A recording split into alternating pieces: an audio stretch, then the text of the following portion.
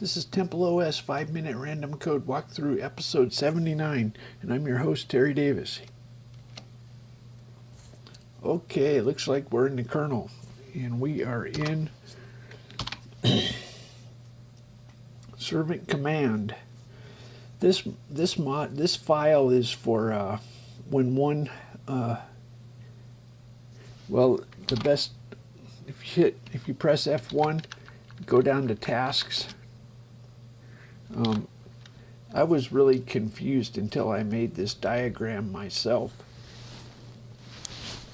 So each core has an executive, I guess. I don't know what you want to call it. Adam is on core 0, and on the other cores there's Seth. In the Bible, Adam is the first human, and Seth is his child. Anyway, so the term, technically Seth is Adam is the Seth task on core 0. So it's kind of a string. Anyway, so at boot, Adam gets everything compiled and gets everything running. Adam wakes up the other cores and they start running. And when Adam starts up, he goes into this loop of executing server commands. You can hand him a command and he will execute it. He waits for commands, and you can't tell him, you can't type commands. They have to come from somebody else. So Seth, you give him commands and he runs them too. I'm not sure why we have these others. Basically, you run commands. So now other tasks, a user task executes the command line. You can give him standard in, you can give him text. I don't think he responds all the time. If he's busy doing something, he will not do a command, and he only does it if he gets around to it. So I don't think you can give him commands. Commands have there's 5 types of server commands. You can give text input that feeds into the standard in. You can give him a message, that's for the message loop. You can give him a string to execute, and he will compile and execute it. It's kind of similar to, well, anyway, you can tell him to call a function, or you can tell him to spawn a task. And server command nodes are one of 5 types. User applications deal with text or messages. Serve command run will do a function task, spawn a task, or execute some code. So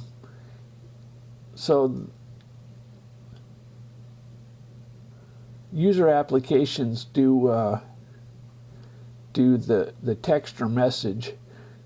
These servers do execute a string. Okay, so let's go back to where. So we just landed in Crosstalk with wait.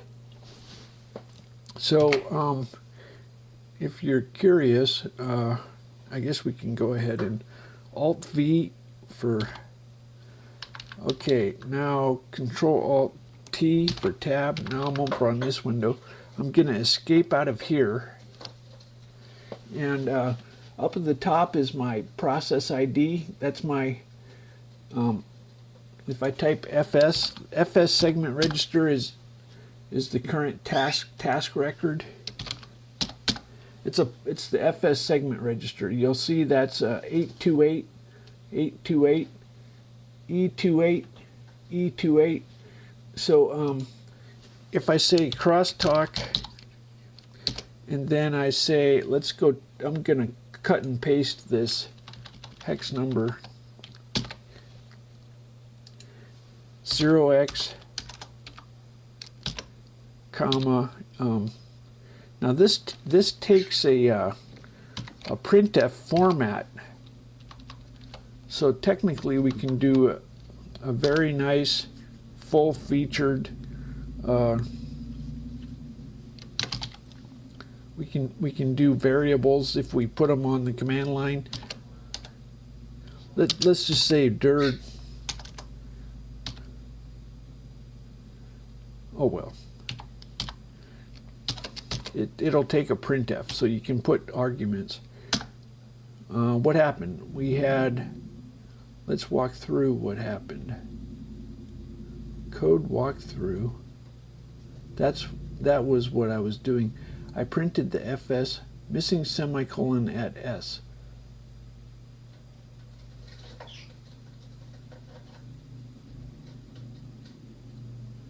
And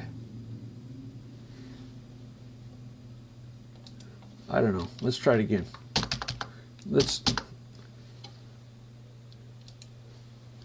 Oh, I did a \n. That's okay. I think I had the cursor in the wrong. I left the cursor in the wrong spot. Like if you leave the cursor here, now when I do it, it will. Yeah. Okay. So if the cursor's not in the right spot, it will do that. So crosstalk with wait. Watch this. Let's do. I'm going to sleep for 10 seconds. Now, if I tell him to do this, we're immediately back. And now, if I tell him to do something else, he's not done. Now he's done. Now, let's tell him to do that again. Oh, I better be careful about the cursor.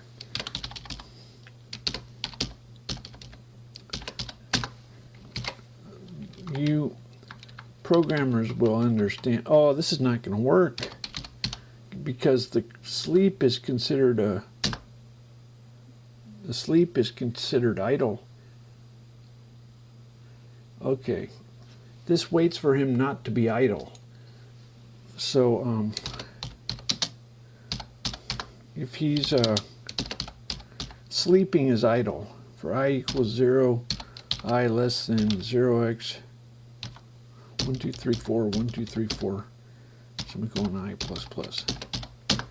Okay, so there's a busy.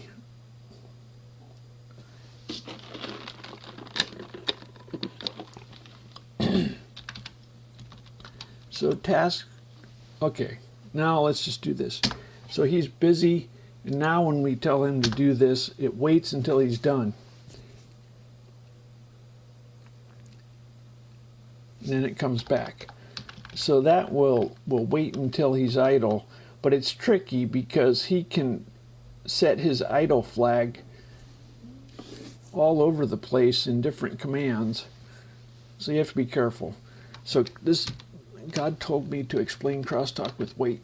Now this is one of the there's a huge number of routines in the printf family.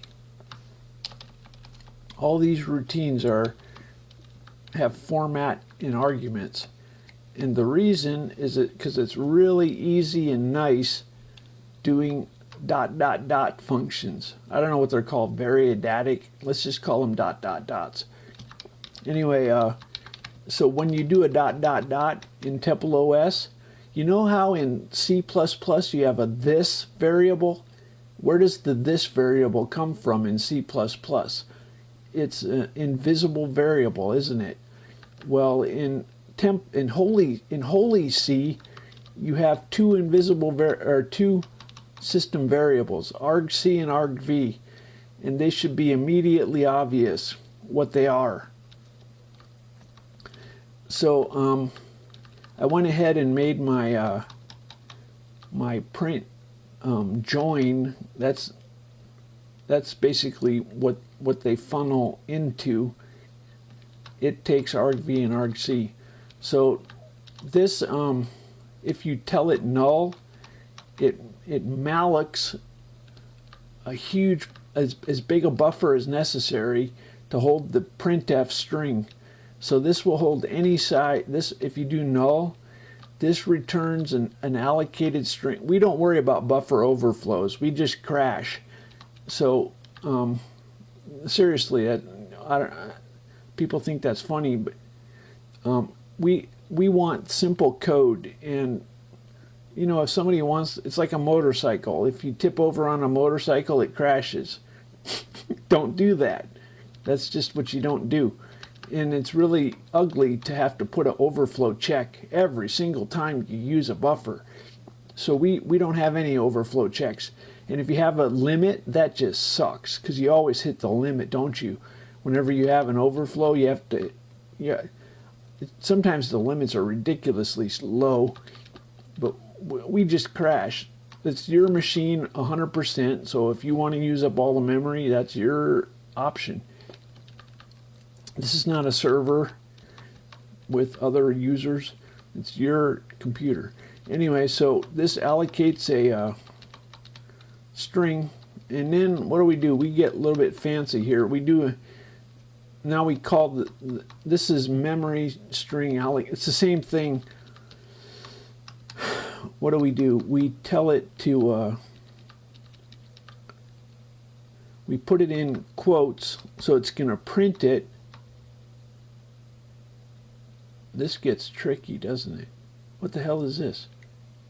Then we print it, and then we free. Okay. So we're getting tricky here. This string is on our heap. This string is on our heap, and we want to free it in case. Now, if we die, that leaves it stranded. And the other task, well, that's an example of don't do that. Anyway, don't die. Don't die. Actually, as a matter of fact, it's not quite, we're not giving it this string, we're giving it this string, as a matter of fact, but it's the same difference. We could allocate off of his heap. You know, maybe I should do that. It gets a little tricky. We can allocate off of his heap, but I don't care. We could do that. All tasks are on the same address map. So that's, yeah, I guess I kind of screwed up, didn't I? It should be on his heap. But it gets ugly because then I have to deal with the length. Anyway, so what are we doing? We're sending text. Oh, I know what it is. Okay, so the when you send text, how do I put this? It's an Autofile, and what an Autofile is a it's a pipe. It's piped through a task, and so the output goes to standard. The output of the Autofile goes to standard in, and the input of the Autofile comes from the source. Anyway, basically this is a pipe task. It's an Autofile. So we can review this elsewhere. Long story short, we put it in his buffer, and then we free when we have printed it. So we don't stick around very long. We could die, it's true, but when he processes it, he makes a copy of the whole thing. If it's big, he makes a big copy. That's just life. And then we free our, and then we wait for him to be idle. This is a really simple operation here. Tasks have an idle bit. As long as he hasn't been killed, he's still valid, and he's not idle. Oh, we also check if he has a command in his buffer, so it's a little bit safer. So if he's got commands in his queue, or he's not idle, it's kind of voluntary when you mark yourself as idle. Anyway, and it happens periodically. When you print something to the command line, it might idle for a second. You have to be careful. I don't remember. but it yields the CPU. I don't. Maybe it doesn't go idle. It just yields the CPU. Anyway, so we can talk about autofiles. So these are auto strings. Auto is just raw text that's been the auto string. This is what I'm talking about. This is a an autofile is a mini program. Here's what an autofile is. An autofile is a mini program that standard out goes to standard in. So if we do this, if we say auto, let's move this. I'm going to move this to AUT, and then I'm going to do a directory. Now I go autofile, and he did that directory. Now, if he gets an input,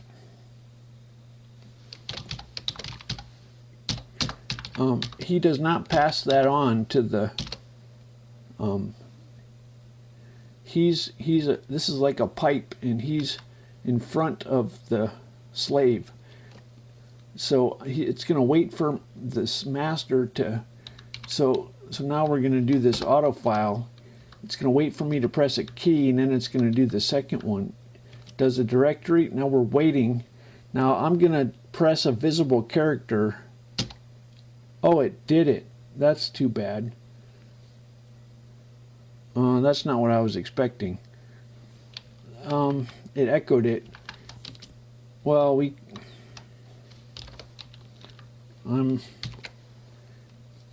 I guess that's normal. Yeah, that's what it should do. The other answer. Okay, so we say comma false. It's not a problem. I was just disappointed. Oh well. It's the right answer, don't worry. All's well. Now I hit T. It doesn't echo it, and it does the directory. Okay.